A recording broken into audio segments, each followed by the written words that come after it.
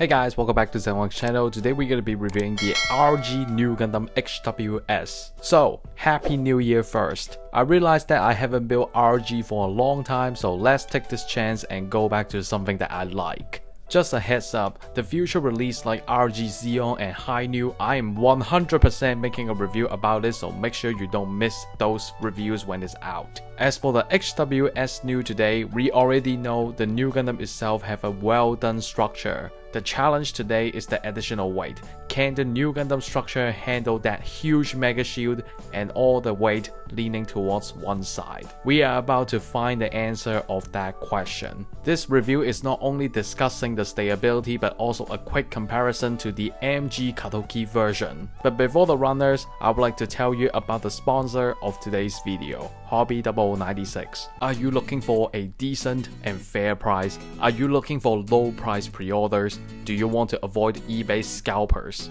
Hobby96 is always there for you. They are an Australian company that do pre-orders on premium Bandai and regular releases. They have a lot of options on the website and I'm sure you can find what you want easily. Simply go to hobby96.com.au and start looking for what you want. If you purchase from them, you will get missile points. Once you reach to a certain number of points, you will get free gifts. Also, once their Facebook page reach 500 likes, they will be hosting a sweet giveaway. The giveaway prizes include a PG, 2 MG, 3 RG, and 20 different vouchers. For those of you who got a Facebook account, your one like matters to them. Go to hobby96.com.au and search them on Facebook and Instagram. Don't miss the giveaways, don't miss the good deals, and don't miss the pre-orders. Okay, back to the unboxing part. As you can see, a well-known setup here. Regular release plus an extra menu. The process didn't change much. You need to leave a couple pieces alone because of the extra armor.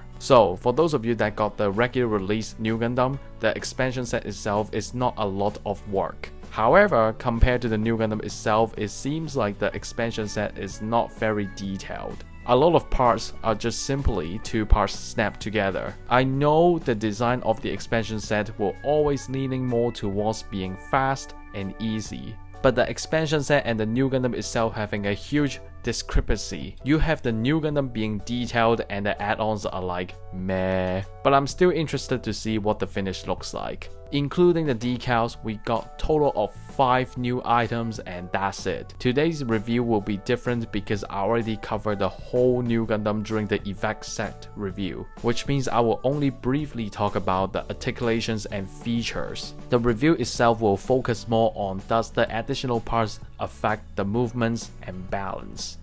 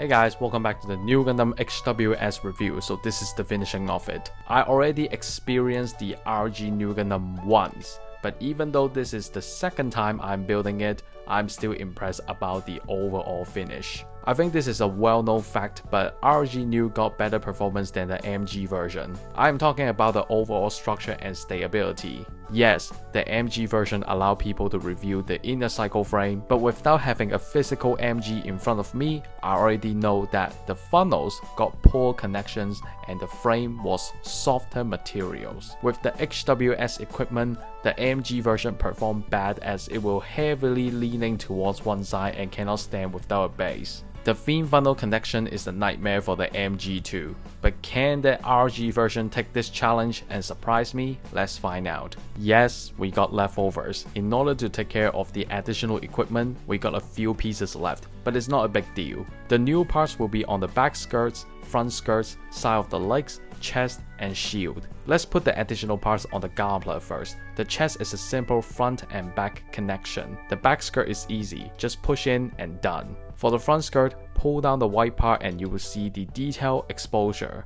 Bandai planned this all along. You will see the holes and just push the new front skirt in. The legs, another simple installation, and now the body armor is done. The Nu Gundam now looked bulkier and stronger, so I really like this additional set of armor. As usual, always start from the head. Because of the additional missile ports at the side, the head movement will be slightly affected. Moving up and down still got no problem, the movement range is great. However, turning side to side will be affected because the red chin will bump into the missile ports. For the chest part, because of the additional armor, the exposure feature is gone. Just like the regular release Nu Gundam, pull the chest up and you can move front and back. Wow, I'm still amazed by the movement range on it. The whole chest can sway side to side for a bit.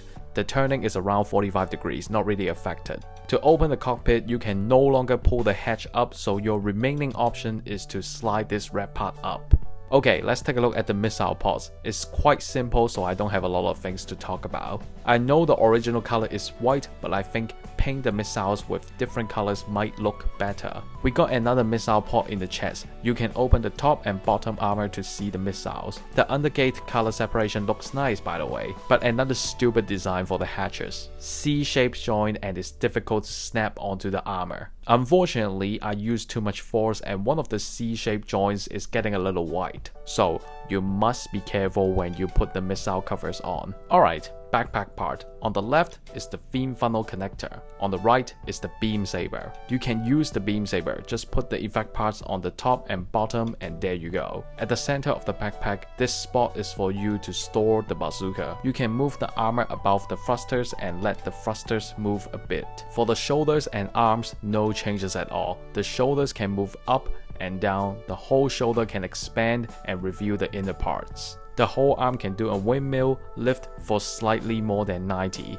Because of the chest armor, the whole arm can move to the front a lot. The whole arm can rotate, the bending is very nice, touching the shoulders. The dark blue piece will move with the hands. We got another beam saber at the back of the left forearm. You can slide up to let it slip out. We also got the effect parts to use. The waist part got some obvious changes too, especially the enlarged armor on the skirts. Unlike the MG version, the front skirt didn't have hidden arms. The connection is not too good, very easy to rip the whole thing off. For the lifting angle, because of the size, so it's not 90 degrees anymore. The side skirt is a ball joint which allows some movement. The back skirt got separate movement, but the size affected the movement range, so only small movement. If you force the articulation, the back skirt will fall out, just keep that in mind. We all know there is a hidden gimmick to enhance the legs articulation, but because I showed the process during my last ROG Nu review, so I will skip it this time. For the legs articulations, front kick, over 90, side kick, over 90, back kick, very limited. The bending is still a perfect U-shape. You can see the split armor effect and the inner details. Looks fantastic for the performance. The feet can move front and back. You can also see the grey armor move along with it too. Sway side to side, the whole feet can move 360. The tip of the feet can move at an excellent range. At the side of the legs, you will see the new leg units. It's quite normal, so I got nothing to share. Just like the regular release Nu Gundam, you can pull this part out. Okay, let's take a look at the accessories. We got a 1:144 Amuro Ray figure. Have fun painting it. We got another fin funnel connector. If you're bold enough, you can try to create a double fin funnel HWS type. But let me warn you, if you decided to complete that plan, your Nu Gundam will probably lose quicker and need a base very soon. For the hand options, we got open hands, trigger hand, and weapon holding hands. We got the beam rifle. The color separation is great, but let's be honest, there isn't anything I can talk about other than appreciating the colors. But because the back skirt size increased, the rifle can no longer store on the back skirt. Next, we got the bazooka. Unlike other Gundam's bazooka, you can't pull the ammo pack off.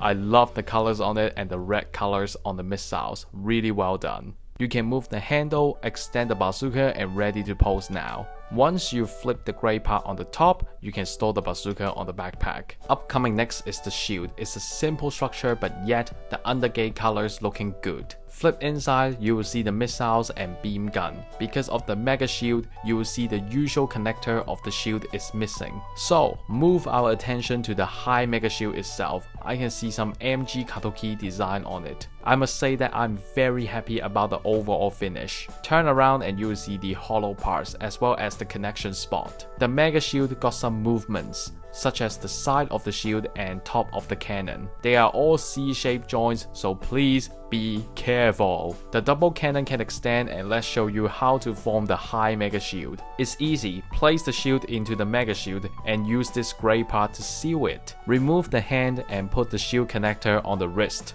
Okay, it doesn't seem like it got an unbalanced situation like the MG version. Let's test the lifting. Wow! It can handle it, but don't keep the shield up because as time passes, the joint will definitely become loose. Last weapon of the day, the Hyper Mega Rifle. The overall structure looks extremely cool. I love these kinds of big guns. Even though there are small color difference, but I still suggest some detail painting to further improve the finish. You can extend the rifle and now you're ready to shoot. We got a bipod under the rifle. The settings mention that is for precise aiming, but I don't see how it works. I don't think the Nu Gundam will lie down and snipe like Dynamis, right? Since we already went through the theme funnels during the effect set review, so let's take a look briefly. The connection is way more stable than the MG version because instead of a C-shaped joint, we got another flip out pick for the connection. You can flat out the theme funnels or bend it into a U shape to let it fly. After you connect all the theme funnels together, connect the whole thing onto the C-shaped joint on the backpack.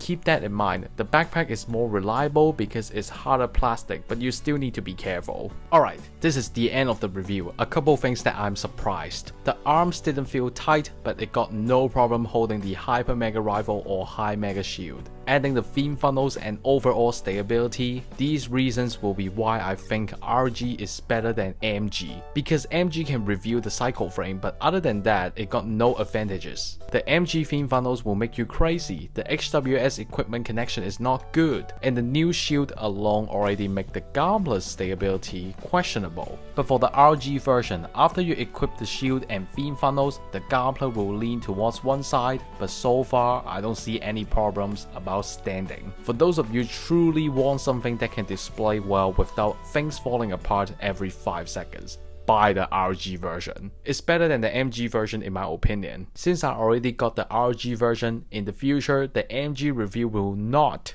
include the HWS or double theme funnel set simply because I don't like things repeated. Did you like this video? Subscribe to me and hit the bell next to it for more contents. Donation link is in the description and I'll see you in the next video. Goodbye.